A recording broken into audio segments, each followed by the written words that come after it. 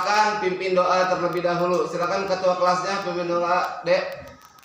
Ajar, marilah kita berdoa. Doa dimulai.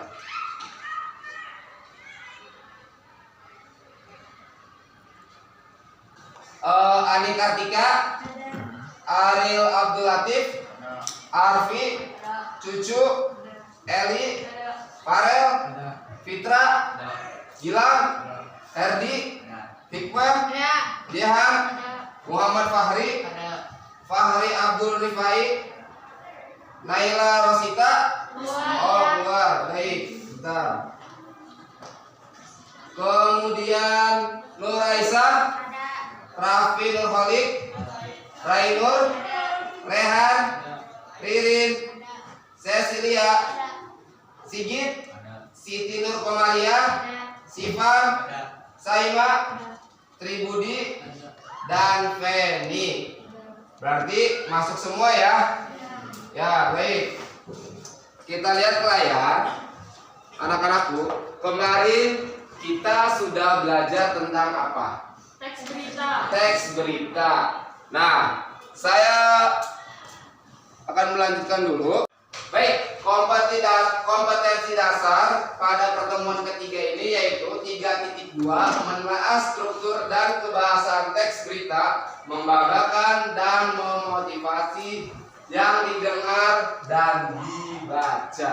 Kemudian kita lihat di sini tujuan pembelajarannya yaitu menganalisis struktur teks berita yang digunakan dalam menulis bagian-bagian teks. Kemudian menganalisis kaidah kebahasan baik bahasa baku, kalimat langsung, konjungsi bawah, kemudian konjungsi temporal, kronologis, keterangan waktu, dan kata kerja mental yang digunakan dalam menulis bagian-bagian teks berita.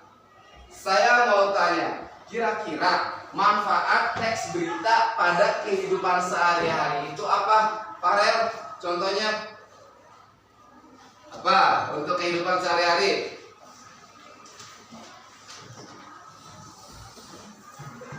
Ya, silakan. Untuk menginformasikan sebuah kejadian yang sedang viral. Boleh. Ariel, apa Ariel? Kira-kira manfaat untuk kehidupan sehari-hari berita itu apa? Memberikan informasi boleh. Hikmah, apa? Untuk kehidupan sehari-hari apa? Ya, tepuk tangan dulu, jawaban semua kalian bagus. Kita lihat sini. Nah, manfaat berita pada kehidupan sehari-hari untuk peserta didik, untuk pelajar yang pertama, menambah kosakata, ilmu pengetahuan, dan pembaharuan tentang informasi-informasi terkini. Kalau kata bahasa anak sekarang itu adalah up to date. Update ataupun up to date. Kemudian untuk masyarakatnya mengetahui informasi aktual, mampu membedakan berita, maksudnya mampu mendengarkan berita itu kan berita itu ada yang hoax, ada yang asli. Kalau hoax itu biasanya itu bohong, alias hoax. Seperti itu. Kemudian mendengarkan atau melihat situasi di suatu daerah, contohnya ketika Herdi mau pergi ke Jakarta. Di sana banjir, dia tahu banjir dari mana? Dari berita. Nah, contohnya seperti itu. Pak, mungkin ada juga saudaranya yang kena angin puting beliung kemarin di daerah Situsari. Bisa tahu dari mana? Dari berita. Nah, itulah manfaat berita pada kehidupan sehari-hari. Bisa dimengerti? Nah, baik. Kita lanjutkan ya. Nah, di sini ada struktur teks berita. Tapi sebelum masuk ke sini, silahkan kalian bagi kelompok dulu sesuai dengan kelompok yang kemarin saya bagikan. Silahkan dimulai. Nah, sekarang sudah bagi kelompoknya? Ya. Silahkan kalian lihat gawainya. Di sana sudah saya kirim link untuk memulai game tentang struktur teks berita. Silakan kalian kerjakan masing-masing. Bisa dimulai? Ya, silakan dicoba.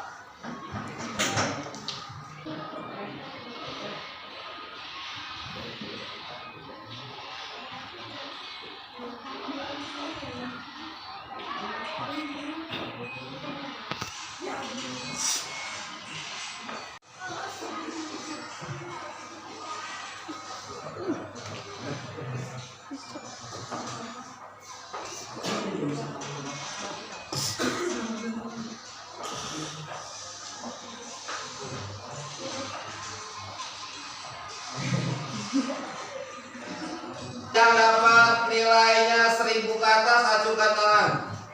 Wow. Yang dapat 1000 ke bawah? Baik, tidak apa-apa. Masih ada juga yang masuk. Kita lihat sih. Kira-kira struktur dari teks berita itu ada berapa? 4. 1, Kepala berita. 2, Atas berita. 3, Ibu berita. 4. Samping berita. Oke, baik. Sekarang kita lihat di sini. Nah, ini adalah struktur teks berita, di mana ada 4. Yang pertama, kepala berita itu judul utama yang biasanya tertulis besar. Yang kedua, teras berita, paragraf pembuka yang berisi intisari berita memuat beberapa unsur berita. Biasanya apa, siapa, dan di mana. Kemudian tubuh berita, paragraf isi yang memuat unsur uraian lengkap dan menjelaskan keseluruhan unsur berita. Berarti yang tiganya itu ada juga, ada why, ada apa lagi? When, dan apa? Oh. Terakhirnya kaki berita, paragraf penutup yang berupa simpulan atau penegasan ulang. Biasanya ini berita tentang sumber beritanya itu dari mana. Bisa dimengerti? Baik, kalau bisa dimengerti, di sini Bapak sudah menyiapkan teks berita beserta LKPD-nya. Tinggal kalian diskusikan dengan teman kelompoknya, kemudian tentukan struktur dari teks berita. Nah, nih.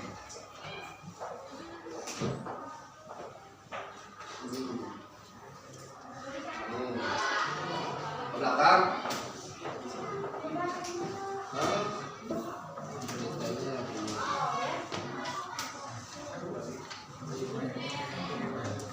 Nah, ini. Jangan lupa tulis nama kelompok dan nama anggota kelompoknya.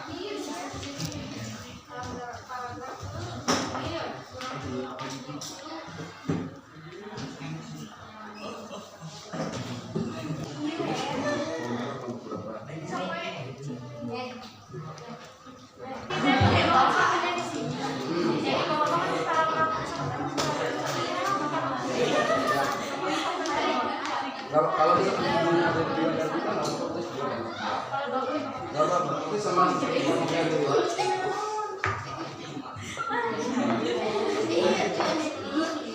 Udah, next. Gimana?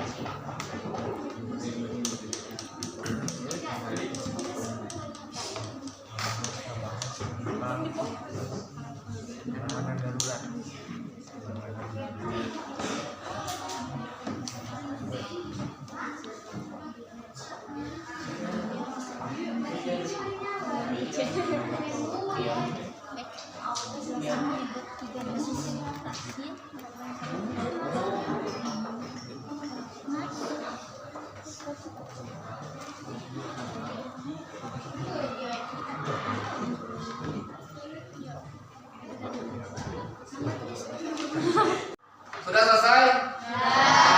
Nah, sekarang silakan kalian presentasi di depan, dimulai dulu dari kelompok 1. Ya, silakan mari semua ke depan beserta anggotanya. Tolong yang lainnya memperhatikan dan menyimak apa yang akan disampaikan oleh kelompok 1. Silakan.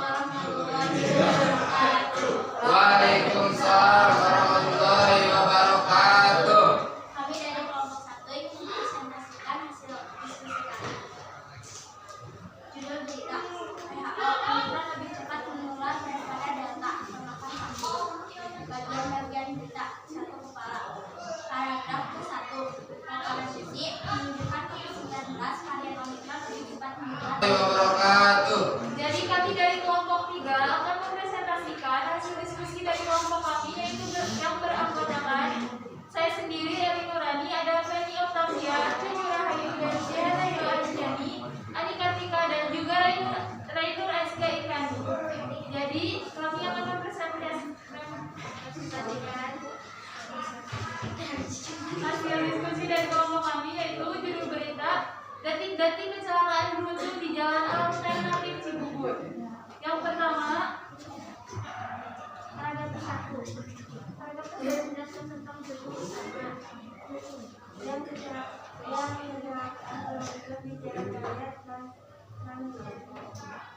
dan yang kedua akan dibacakan oleh Naiful Askia dan Anika Tika. Paragraf 2 dan 3.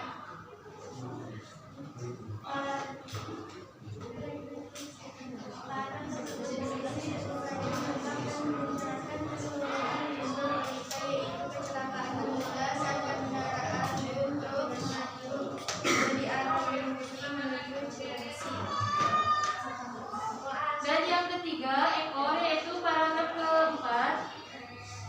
Paragraf tersebut berisi yaitu informasi atau kesimpulan yang lebih jelas. Cukup sekian presentasi dari kelompok kami, yaitu kelompok 3. Selebihnya mohon maaf. Wassalamualaikum warahmatullahi wabarakatuh. Waalaikumsalam warahmatullahi wabarakatuh.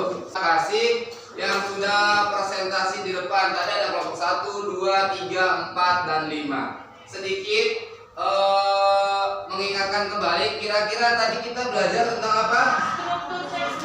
Struktur teks berita. 1 ada apa saja? 2, 3. Yang pertama ada kepala, tubuh, ekor, dan kaki. Betul? Betul. Coba kita lihat. Nah, itu secara umum struktur berita terdiri atas kepala, teras, tubuh, dan kaki. Bagaimana pembelajaran hari ini? Sangat seru? Seru. Ya, terima kasih. Nanti untuk minggu depan kita akan ke KD menyampaikan data informasi dari berita. Mari kita ucapkan hamdalah bersama-sama. Baik, terima kasih. Ada yang mau bertanya dulu? Kalau misalkan tidak ada pertanyaan, terima kasih. Kita tutup. Assalamualaikum.